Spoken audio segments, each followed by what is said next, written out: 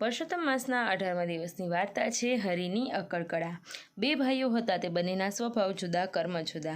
બાપ તો ક્યારનાય મરી ગયેલા, પણ ઘરમાં ઘડીમાં હતી। મોટા ભાઈ ગમે ત્યાંથી ધન કમાઈ લાવે, ખાવાની કોઈને ખોટ ન હતી, છતાં ડોશીનો જીવ આકુળ વ્યાકળ હતો। તેના જીવને જરાય જંપ ન હતો।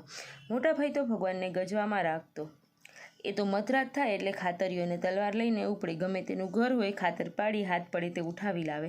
કોકવાર ડોશી શિખામણ દે, ભાઈ ભગવાને આપણને હાથ પગ આપ્યા છે, શરીર નરવા છે, કાંઈક દાડી મજૂરી કરીને નીતિથી કમાય તો સારો, કોક વેળા અવળો દહાડો ઉગશે તો આપણને સંકટમાં આવી પડીશું। ડોશીનું કહેવું કોણ ગણકારે, એ જ્યાં ત્યાં તેના બાસા પોબાર જ હોય। નાનો ભાઈ બને એટલી મજૂરી કરે, રાત્રે એક યોગી મહારાજના આશ્રમે જાય અને કથા સાંભળે। છેવટે મોટા ભાઈને સ્વભાવથી કંટાળીને એ જુદો થયો। એવામાં પુરુષોત્તમ માસ આવ્યો। નાના ભાઈએ તો પુરુષોત્તમ માસનો વ્રત શરૂ કર્યો। એ સવારે નાહી ધોઈ મજૂરીએ જાય, રાત્રે ગુરુ મહારાજ પાસે કથા સાંભળે। 2-3 દિવસ થયા, નાનો ભાઈ રાત્રે કથા સાંભળવા ગયો। મધરાત થઈ, તેના ઘરને એકાએક આગ લાગી। મોડી રાત્રે કથા સાંભળીને ઘરે આવીને જુએ તો આખું ઘર સળગીને ઢગલો થઈને પડેલું। એ તો ભગવાનનું રટણ કરતો મન વાળીને બહાર જ સૂઈ રહ્યો। બીજા દિવસે એણે ગુરુ મહારાજને પૂછ્યું, ગુરુજી, મારું ઘર સળગી ગયું, એવા મેં તે શા પાપ કર્યા હશે કે મારે માથે આ સંકટ પડ્યું? ગુરુજી કહે, ભાઈ, ભગવાનની લીલા તું સમજ્યો નહીં। જે થયું તે સારું થયું। જો તું મધરાતમાં ઘરમાં સૂતેલો હોત અને આગ લાગી હોત તો મરી જાત કે નહીં? ભગવાને તને સારા કર્મનું ફળ આપ્યું, તને જીવન દાન દીધું, એ તું જીવતો હોઈશ તો ઘર તો ફરીથી બની જશે।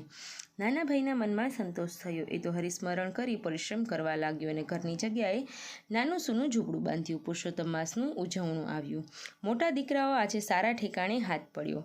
તેને તો સોનાના ઘરેણાં, રોકડા રૂપિયા મળ્યા। એણે તો ઘરે આવી ડોશીને કહ્યું, માં, તમારે આવતીકાલે પુરુષોત્તમ માસનું ઉજવણું છે ને, બોલો કેટલા બ્રાહ્મણને જમાડવા છે? ડોશી કહે, ભાઈ, તું ક્યાં મારું માને છે? તને ઠીક લાગે તેમ કહો। ના ના, કહો તો ખરા, 5 બ્રાહ્મણ તો જમાડવા જ છે। ડોશીએ કહ્યું, અરે માં, 5 નહીં, તું 10 બ્રાહ્મણોને જમાડીશું। નાનો છોકરો રાતે કથામાં ગયો હતો। આજે પુરુષોત્તમ માસનો છેલ્લો દિવસ હતો। મોડી રાત્રે તે ઘરે આવતો હતો। ઘોર અંધારું હતું। ઓચિંતો તે એક ઝાડ નીચે અથડાયો અને ઊંડા ખાડામાં ગબડી પડ્યો।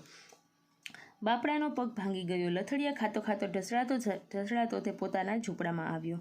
પોતાના કર્મો માટે તેને અપાર પસ્તાવો કરવા લાગ્યો।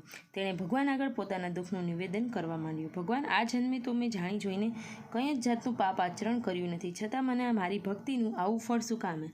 તેના શરીરે અપાર વેદના થતી હતી। તે ધ્રુસકે ધ્રુસકે રડી પડ્યો।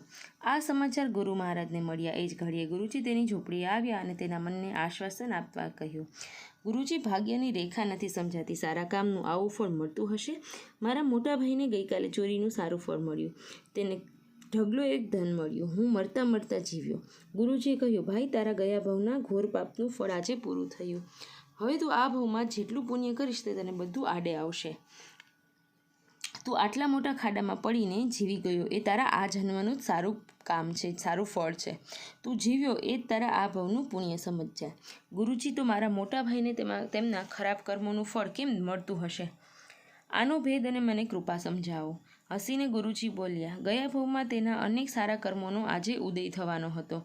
આજે તેને ગયા ભાવના પુણ્યના બળે રાજા થવાનો યોગ હતો, પણ આ ભાવના પાપ કર્મોને અંતે સુખ ઝૂંટવી લીધું અને એ રાજ સુખ થોડીક ચોરીની આવકમાં ફેરવાઈ ગયું।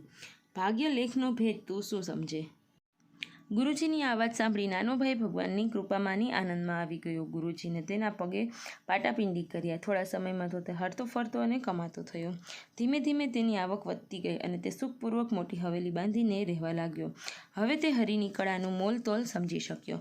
નાનો છોકરો ડોશીને પોતાને ઘેર તેડી લાવ્યો અને મા દીકરો હરિસ્મરણ કરી સુખપૂર્વક રહેવા લાગ્યા।